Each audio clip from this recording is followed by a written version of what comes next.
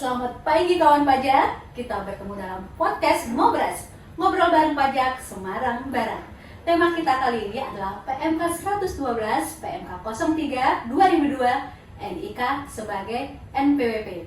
Telah kita ketahui, Menteri Keuangan Republik Indonesia Sri Mulyani telah menetapkan peraturan Menteri Keuangan Republik Indonesia nomor 112 PMK 03 tahun 2022 tentang nomor pokok wajib pajak bagi wajib pajak orang pribadi, wajib pajak badan, dan wajib pajak instansi pemerintah pada tanggal 8 Juli 2022 yang lalu.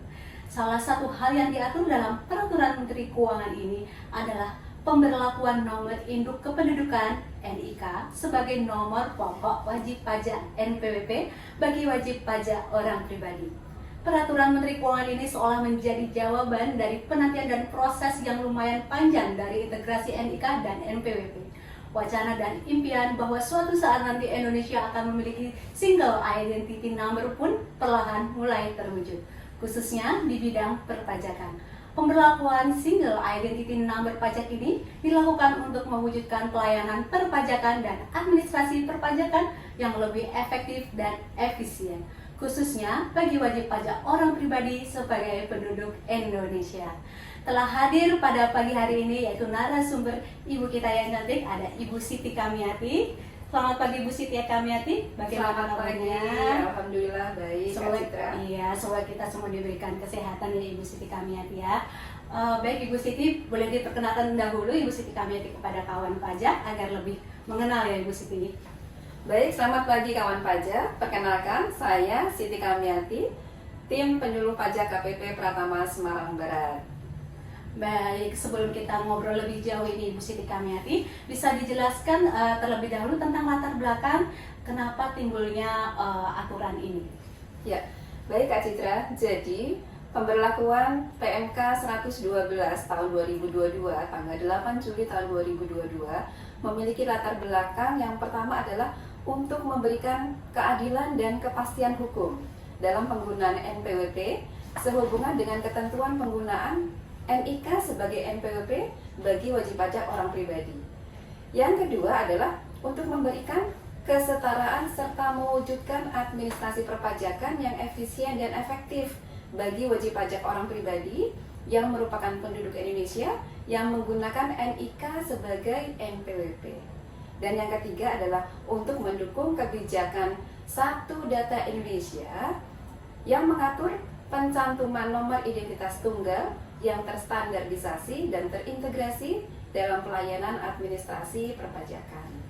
Baik, lalu pertanyaannya selanjutnya, apa perubahan format NPWP? Jadi apakah ada perubahan dari NPWP yang lama ke NPWP yang baru ini, Bu Siti? Iya, baik. Untuk perubahan format NPWP, kalau yang lama seluruh NPWP memiliki digit 15 digit. Sementara untuk format yang baru berdasarkan PMK 112 tahun 2022 ini adalah untuk NPWP orang pribadi, formatnya adalah sama dengan NIK. Sementara untuk NPWP badan, instansi pemerintah, dan orang pribadi yang bukan penduduk diberikan NPWP 16 digit angka. Sementara untuk NPWP cabang diberikan NPWP sama dengan nomor identitas tempat kegiatan usaha atau NITKU-nya. Dan ini nanti terhitungnya sejak tanggal sampai dengan 31 Desember 2023. Oke, baik Ibu Titi. Berarti nanti untuk NPWP orang pribadi penduduk kita akan menggunakan NIK, NPWP badan, instansi pemerintah dan orang pribadi yang bukan penduduk menggunakan 16 digit angka, sedangkan untuk NPWP cabang akan diberikan NITKU. Begitu ya, betul Kak Citra. Nah, lalu kapan ini mulai berlakunya NIK sebagai NPWP ya? Apakah bisa langsung kita gunakan atau ada tanggal-tanggal yang tertentu? Iya, baik. Untuk penggunaan NIK sebagai NPWP ini sebenarnya sudah berlaku sejak tanggal 14 Juli 2022. Ya, bagi wajib pajak orang pribadi yang merupakan penduduk Indonesia, ini dapat menggunakan NIK sebagai NPWP. Yang sebagai tahap awal, penggunaan NIK sebagai NPWP ini masih dalam tahap implementasi pada layanan administrasi perpajakan secara terbatas sampai dengan tanggal 31 Desember 2023. Dan diharapkan nanti pemberlakuan NIK sebagai NPWP ini dilakukan secara bertahap untuk memastikan bahwa keseluruhan pemadanan data NIK dan NPWP berjalan sesuai dengan yang diharapkan. Dan nantinya sampai dengan mulai tanggal 1 Januari 2024, implementasi NIK sebagai NPWP dengan format 16 digit sudah dapat dilakukan secara menyeluruh pada seluruh jenis layanan perpajakan. Berarti nanti pada tanggal 1 Januari 2024 NIK sebagai NPWP sudah dilaksanakan ya Mbak Indi secara serentak berarti ya? Iya betul Kak Citra. Oke, lalu bagaimana ini implementasinya? Baik, wajib pajak ini memang untuk pelaksanaan dari PMK tersebut butuh tahapan-tahapan. Jadi yang pertama, implementasi integrasi NIK dengan NPWP bagi wajib pajak orang pribadi yang merupakan penduduk Indonesia dan telah memiliki NIK. Jika wajib pajak tersebut sudah memiliki NIK, sudah memiliki NPWP 15 digit sebelumnya, maka NIK wajib pajak tersebut dapat berfungsi sebagai NPWP dengan format baru. Tetapi dengan catatan bahwa NIK tersebut sudah tervalidasi secara elektronik dengan data kependudukan yang bersumber dari Direktorat Jenderal Kependudukan dan Catatan Sipil Kementerian Dalam Negeri. Nah, bagi wajib pajak yang belum terbiasa menggunakan situs web pajak ya, www.pajak.id, ya apabila sudah terbiasa, maka tinggal klik situs tersebut dan dibuka di menu profilnya. Kalau di menu profilnya itu NPWP-nya dengan NIK-nya sudah valid, maka bisa langsung digunakan NIK tersebut sebagai NPWP. Tetapi apabila belum valid, maka wajib pajak harus menginput data NIK-nya di dalam profil tersebut, lalu mengklik lagi validasi sampai NIK tersebut valid. Nah, sementara untuk wajib pajak yang belum terbiasa atau tidak bisa mengakses situs pajak, maka bisa telepon ke Krim Pajak 1500-200 atau bisa juga datang langsung ke kantor KPP Pratama Semarang Barat di Jalan Pemuda nomor 1 Semarang. Itu yang pertama. Dan yang kedua adalah implementasi bagi wajib pajak orang pribadi penduduk yang baru melakukan registrasi untuk memperoleh NPWP. Wajib pajak yang baru mendaftar untuk memperoleh NPWP setelah implementasi integrasi NIK dengan NPWP ini tetap diberikan NPWP 15 digit sampai dengan 31 Desember 2023. Nah, dalam proses pendaftaran NPWP tersebut nantinya akan dilakukan validasi dan aktivasi NIK. NPWP 15 digit masih dapat digunakan sampai dengan 31 Desember 2023. Itu yang kedua ya Bu Siti ya. Masih ada lagi? Masih. Untuk yang ketiga, nah, implementasi bagi wajib pajak orang pribadi yang bukan penduduk dan selain wajib pajak orang pribadi, jika wajib pajak orang pribadi bukan penduduk tersebut sebelumnya telah memiliki NPWP, maka akan ditambahkan angka 0 di depan NPWP-nya yang lama, sehingga menjadi NPWP 16 digit. Ya. Tapi jika wajib pajak orang pribadi bukan penduduk tersebut baru mendaftar setelah implementasi integrasi NIK NPWP ini, kepada wajib pajak tersebut akan diberikan NPWP 16 digit sesuai dengan format baru. Untuk wajib pajak selain orang pribadi, yaitu wajib pajak badan dan instansi pemerintah, maka perlakuan pemberian NPWP sama dengan wajib pajak orang pribadi bukan penduduk tersebut, yaitu 16 digit angka. Ya, sementara untuk wajib pajak yang cabang akan diberikan nomor identitas kegiatan usaha secara jabatan. Itu yang ketiga Kak Citra. Oke.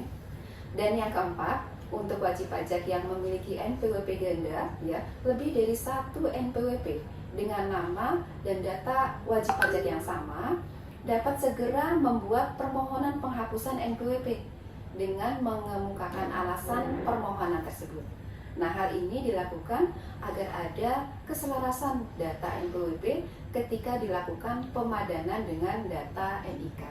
Baiklah, kalau gitu kan pajak segera untuk memvalidasi data kalian ya, agar NPWP bisa digunakan agar NIK bisa digunakan sebagai NPWP.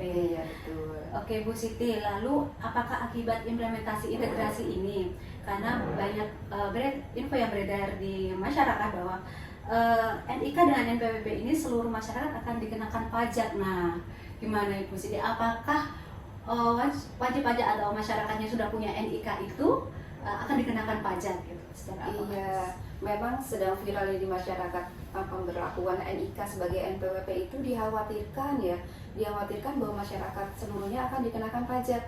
Padahal hal ini tidak perlu terjadi ya. Masyarakat tidak perlu khawatir dengan selentingan kabar tersebut. Kenapa? Karena kewajiban membayar pajak itu hanya dibebankan kepada mereka yang memang memenuhi syarat subjektif dan objektif. Ya, jadi bagi wajib pajak atau masyarakat yang penghasilannya masih di bawah penghasilan tidak kena pajak, maka otomatis tidak kena pajak. Nah, ini pajak baru dikenakan bagi mereka yang memiliki penghasilan di atas PTKP atau di atas penghasilan tidak kena pajak dan yang mendapatkan manfaat dari konsumsi barang dan atau jasa. Baik kawan pajak, sekarang sudah jelas bahwa tidak semua orang yang punya NIK itu wajib membayar pajak. Jadi ada ketentuan yang berlaku ya Ibu Siti. Betul. Ya. Baik Ibu Siti, sebelum kita tutup podcast kita pada hari ini, boleh dikasih closing statement. Iya, baik. Closing statement saya pada hari ini adalah jika masyarakat belum memiliki penghasilan dan tidak melakukan konsumsi barang dan atau jasa, maka tidak ada pajak yang harus dibayar.